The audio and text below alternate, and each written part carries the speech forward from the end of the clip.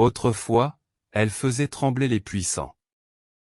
Un seul regard suffisait à faire taire les intrigants. Mais en mai 1536, Anne Boleyn, reine d'Angleterre, attendait dans une cellule glaciale, condamnée à mort, abandonnée par tous. Elle n'était plus qu'une femme trahie, à la veille d'un supplice qui allait marquer à jamais l'histoire britannique. Le roi Henri VIII, son époux, ne voulait pas seulement sa mort, il voulait sa disparition complète de la mémoire, de l'art, du trône. Et c'est dans ce silence orchestré que le théâtre macabre de sa fin débuta. Ce n'était pas une exécution. C'était une élimination. 17 jours.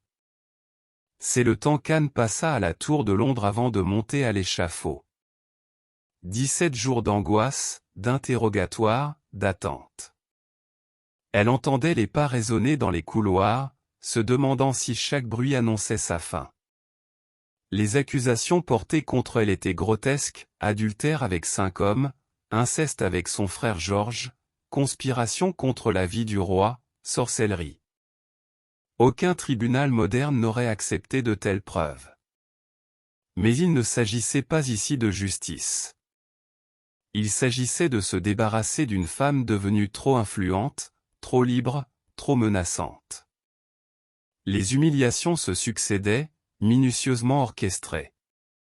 L'heure de son exécution fut annoncée, puis repoussée 1, 2, 3 fois. Chaque report n'était pas une clémence, mais une torture mentale. Henri fit venir un bourreau de France, réputé pour sa précision à l'épée. Pas de hache anglaise trop brutale, trop sanglante. L'épée promettait une fin rapide, presque élégante. Mais cette décision n'avait rien d'innocent. Mourir sous une lame étrangère ajoutait à l'isolement d'Anne. Même sa mort serait étrangère, sans familiarité, sans racines. La veille de sa mort, Anne demanda la communion à 2 heures du matin. Elle pria longtemps, à genoux, les mains jointes, les yeux perdus. Ses dames de compagnie la trouvèrent sereine, presque joyeuse. Un rire fragile, un humour noir, « Je serai bientôt une reine sans tête », dit-elle. Mais ce calme apparent n'était qu'un masque. Les historiens modernes y reconnaissent une forme de dissociation à un état psychologique de survie face au traumatisme. En vérité, elle était brisée. Et pourtant, digne. À l'aube du 19 mai, le lieutenant de la tour vint la chercher. Elle s'habilla avec soin, comme pour une cérémonie royale. Vêtue de gris perle, elle marcha lentement, droite, suivie de ses dames en pleurs. 3 ans plus tôt, elle avait traversé ces mêmes couloirs pour son couronnement. À présent, elle s'avançait vers la mort. L'échafaud, érigé sur Tower Green, était bas à peine 3 pieds de hauteur. Une plateforme modeste, comme pour minimiser sa stature. La foule, bien plus nombreuse que d'habitude, assistait au spectacle. Car c'en était une mise en scène politique, une leçon publique. Avant de s'agenouiller, elle prononça quelques mots. « Ô bon chrétien, je suis venu ici pour mourir. » Elle ne contesta pas le verdict.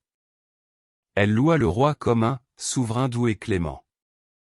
Ce n'était pas de la soumission, mais de la stratégie. Elle protégeait sa fille, la petite Élisabeth, déjà déclarée illégitime. Elle savait que chaque mot serait rapporté, analysé, exploité. Même au bord de la mort, elle jouait un rôle, celui d'une reine déchue, mais digne.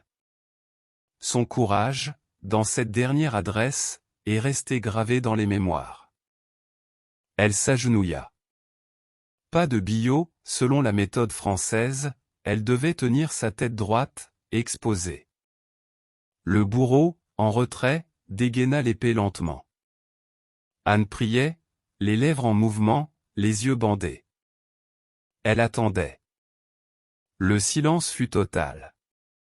Puis, en une fraction de seconde, l'acier trancha. sa tête roula dans la paille. Mais le supplice ne s'arrêta pas là. Des témoins affirmèrent que ses lèvres bougèrent encore, que ses yeux clignèrent. La science moderne confirme qu'un cerveau privé d'oxygène peut rester conscient quelques secondes. Une horreur indicible. Il n'y avait pas de cercueil. Ces dames improvisèrent un linceul, et placèrent le corps et la tête dans une boîte à flèches. Un cercueil de fortune pour une reine d'Angleterre. Elle fut enterrée à la hâte dans la chapelle Saint-Pierre aux Liens, sans cérémonie, sans prière officielle. Aucun nom, aucune plaque. Rien. Le roi, à ce moment précis, célébrait déjà ses fiançailles avec Jane Seymour. Le lendemain, il officialisa leur union. Comme si Anne n'avait jamais existé. Son image fut effacée des portraits, ses armoiries détruites, son nom interdit. Mais les fantômes ne disparaissent pas si facilement. Les femmes de chambre d'Anne, contraintes de laver son cadavre, furent hantées pendant des années.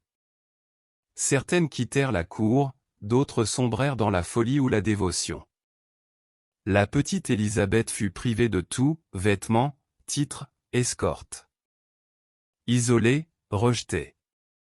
Pourtant, c'est elle qui allait hériter du trône, redonner un sens au nom de Boleyn.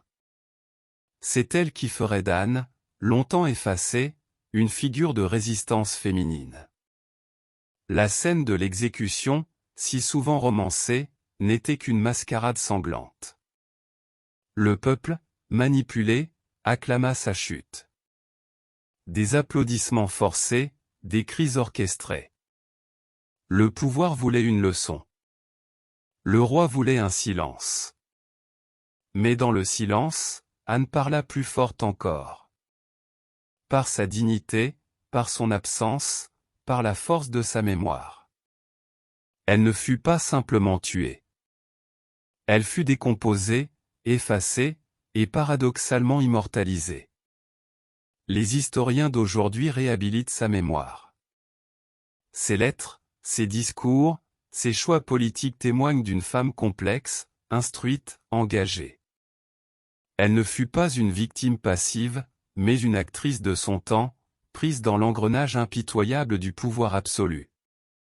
Sa mort marque un tournant, l'instant où la royauté bascula dans la tyrannie pure, où une femme devint un symbole, où l'Angleterre choisit la peur plutôt que la justice.